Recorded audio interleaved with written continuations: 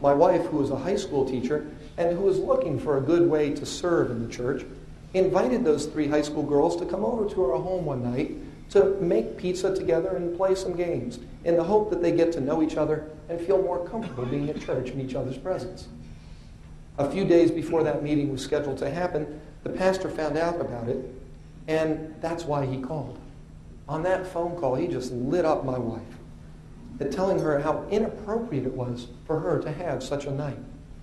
She explained the genesis of it and said really it was just so that the kids would get to know each other and have some fun together. But his words couldn't have been more clear.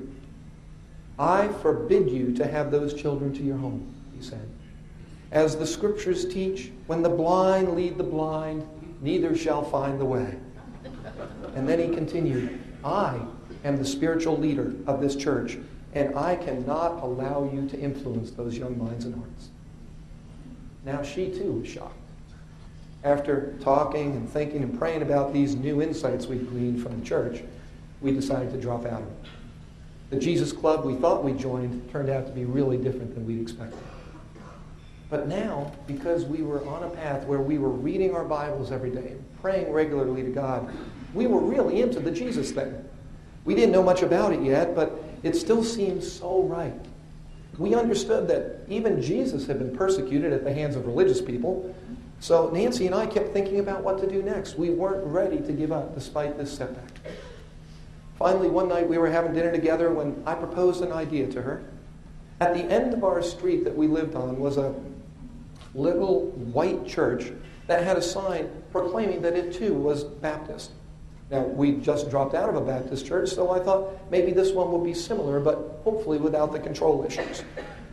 I suggested we visit it next Sunday. She liked the idea, so we did. We liked the church, and we began to attend it week after week. But, as Baptist preachers seemed wont to do in that time and place, the pastor called us up one evening, and he too invited himself over. By this time, Nancy and I were a bit wary of these visits.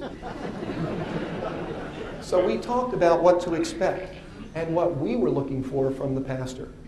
As we talked it over, we realized that all we really wanted was someone who was genuine and real.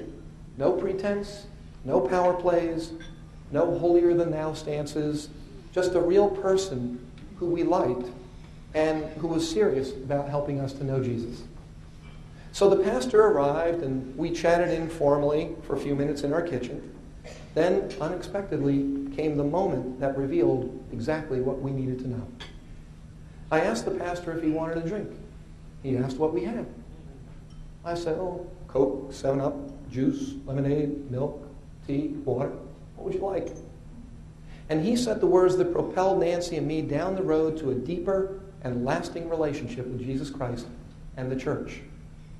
Do you have any scotch?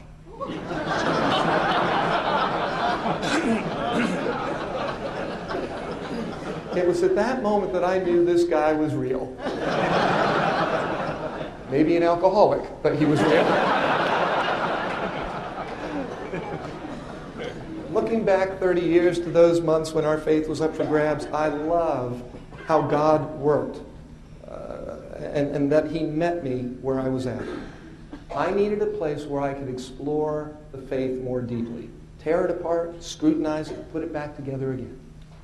I needed a place that made Christianity practical.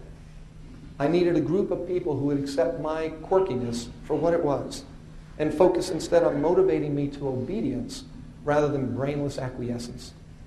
He provided all that and more in ways that helped me get it and to continue to go for it. My journey with God since then has taught me some important lessons. One of those lessons is about the benefit of perseverance. Nancy and I could easily have given up on God and church after our marriage counseling fiasco or after that other pastor had imposed silly demands on us after we accepted Christ. But we didn't give up, and God honored our desire to know him more deeply. As we grew in our faith, we learned that actually Jesus had even promised that we'd face difficult and troubling times. In Romans 5, we even read that such challenges are a reason to rejoice, not to retreat, because they help us develop endurance. And that endurance develops godly character, which in turn strengthens our hope and our confidence in God's love. Another lesson has to do with purpose.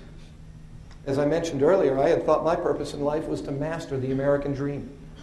But I've discovered that my purpose is to do God's will.